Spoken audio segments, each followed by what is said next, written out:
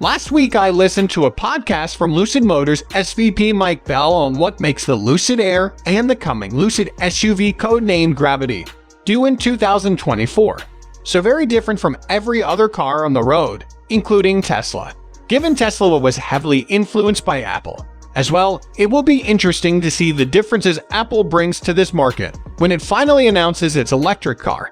The direction of these three companies appears to be in lockstep.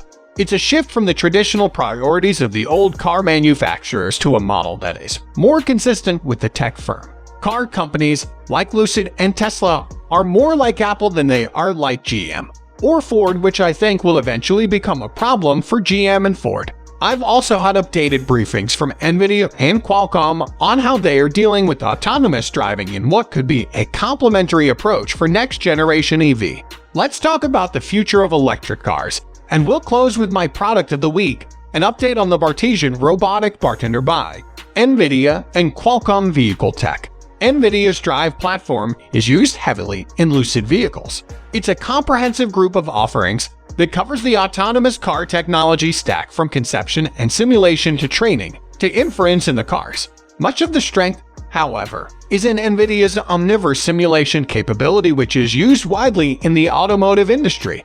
Qualcomm is focused more on cost, reducing the car side of this equation with compelling in-car technology that, on paper, is both cheaper and better than the other alternatives. Given car companies are laser-focused on margins, you can see a world emerging where Nvidia may own much of the back-end and control structure for autonomous cars, and where Qualcomm could be present in most of the cars with its related self-driving capabilities. Qualcomm has demonstrated that its ability to keep smartphone costs down can translate into in-car solutions that can do much the same thing.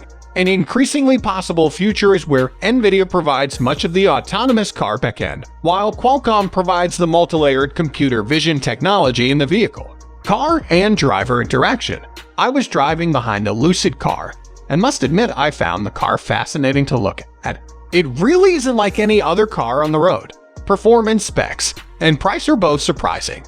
On performance, they provide down to a 2.5 second 0 to 60 acceleration time, up to 1,111 HP, up to 168 mph, and up to 520 miles of range in what is class-leading performance at the moment. But that performance will cost you close to $200K. Then again, you can argue you are basically getting 4 cars for the price of one: a sports car, a family car, an off-road car, and hauler. It has a massive amount of luggage space, all in one vehicle. Lucid also showcases a change in thinking regarding the interaction between the car and its driver. Up until now, the driver has had to learn how to operate the car. Every car is different enough that most drivers may never learn how to use all the features. For instance, I've never been able to use my car's self-parking capability successfully. The Lucid model learns how to work with you, learns your preferences, and this data could be transferred from car to car so that you never again face the issue of being unable to properly use a feature you've purchased after purchase upgrades. Lucid goes farther than most to present a solution that is not only software-defined but potentially easier to update and upgrade over time, which will keep the cars in service longer than otherwise would be the case. I've become rather frustrated with the more traditional car companies because you can almost bet that right after you buy a new car, they'll do an upgrade that can't be retrofitted, and you would have gone had you known it was coming. For example, a few years back I bought a Mercedes, sometime between when I ordered the car and it was delivered. They put one of the features I'd ordered into another package that wasn't available when I ordered my car, and because I hadn't selected that bundle, again, it wasn't even available at the time I ordered. They deleted the feature from the car. The only way I could get it back was to pay 3 times what it had cost prior to that happening.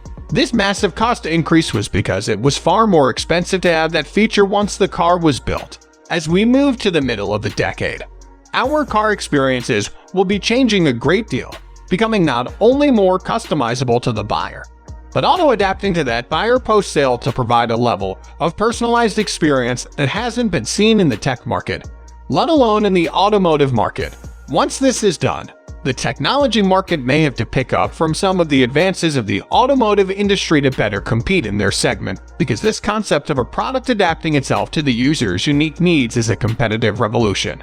It's hard to see how any customer, when given the choice, would ever opt for the old way of forced learning and lack of flexibility in the increasingly smarter personal technology, appliances, and vehicles they buy. So that's it for today. If you like this video, then please hit the like and subscribe button for more videos. Thanks for watching.